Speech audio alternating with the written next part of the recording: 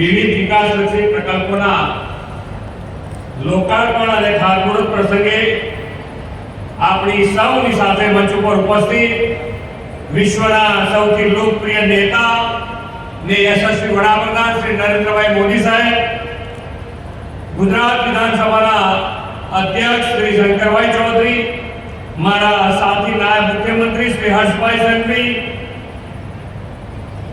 ગુજરાત પ્રદેશ ભારતીય જનતા પાર્ટીના અધ્યક્ષ શ્રી જગદીશભાઈ વિશ્વકર્મા, મારા સાથી મંત્રી સર્વે શ્રી કાનુભાઈ દેસાઈ, શ્રી ઋષિકેશભાઈ પટેલ, શ્રી કુંવરજીભાઈ બાવળિયા, શ્રી નરેશભાઈ પટેલ, શ્રી ઈશ્વરસિંહ પટેલ, શ્રીમતી દર્શનાબેન વાઘેલા, શ્રી સ્વરૂપજી ઠાકોર, શ્રી પ્રવીણભાઈ માળી, ડોક્ટર જયરામભાઈ ગામિત, સંજયસિંહ મહિડા, કેશી બરંડા, મારા સાથી ધારાસભ્ય શ્રી કેસાજી ચૌહાણ, ઉપસ્થિત સૌ પદાધિકારીગણ, આમંત્રિત વિશાળ સંખ્યામાં ઉપસ્થિત સૌ ભાઈઓ બહેનો, પ્રેસ મીડિયાના મિત્રો, સૌને મારા નમસ્કાર।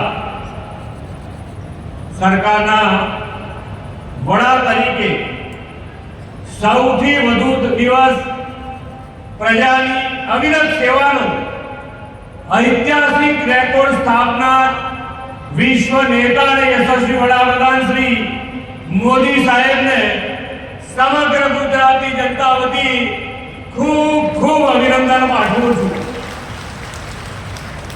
વિકાસની રાજનીતિના આ પ્રણેતાના નેતૃત્વ પર સમગ્ર દેશને ગૌરવ છે।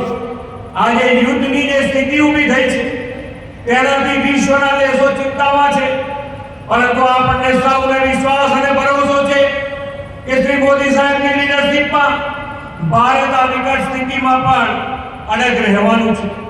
અનેક વિકસિત દેશો ઉર્જા સુરક્ષા અને પેટ્રોલ ડીઝલ ક્રૂડ ઓઇલના સંકટનો સામનો કરી રહ્યા છે, ત્યારે આપણા યશસ્વી વડાપ્રધાન શ્રી મોદી સાહેબે દેશના સામાન્ય માનવીઓના હિતનો વિચાર કર્યો છે।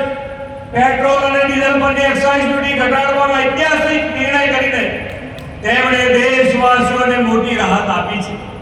એટલું જ નહીં, વિકાસની યાત્રામાં પણ કોઈ રૂકાવટ ના આવે તેવો રાષ્ટ્રહિત પ્રથમનો ભાવ રાખ્યો છે।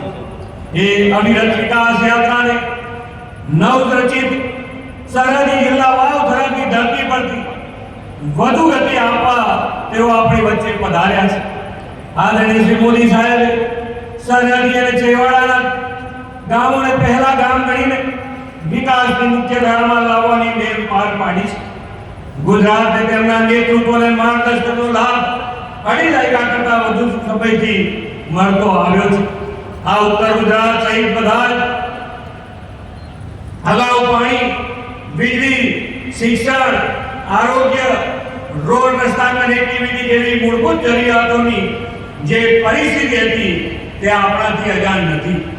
વાળ ઉટાણે વીજળી ન હોય, પાણી માટે બહેનોને ગામના ગામ સુધી માથે બેડા લઈને જવું પડે, આરોગ્યની સારવાર માટે કોઈ સુવિધા નહીં,